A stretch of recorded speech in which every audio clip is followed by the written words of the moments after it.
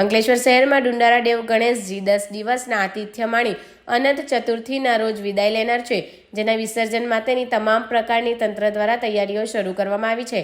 અંકલેશ્વર નગર સેવા સદન દ્વારા 3 સ્થળોએ કૃત્રિમ જળકુંડનું નિર્માણ કરવામાં આવ્યું છે, જેમાં એક જૂની ડીવી બસ સ્ટેન્ડ પાસે જળકુંડ બાજુ તેમજ સુરવાડી રેલવે ફાટક તળાવ પાસે પવિત્ર કુંડ બનાવવામાં આવ્યો છે.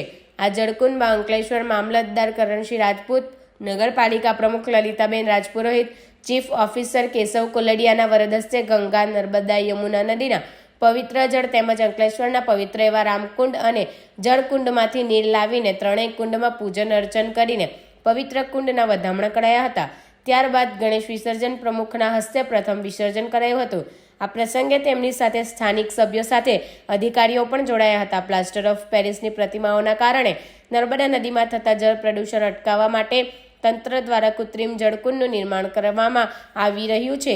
તેમાં જ શ્રીજીની પ્રતિમાનું વિસર્જન કરવા પાલિકા પ્રમુખે ગણેશ આયોજકોને કૃત્રિમ કુંડમાં જ ગણેશ પ્રતિમાનું વિસર્જન કરવા અપીલ કરી છે. આજ રોજ નગરપાલિકા દ્વારા 3 કૃત્રિમ કુંડનું હવે આયોજન કરવામાં આવ્યું છે.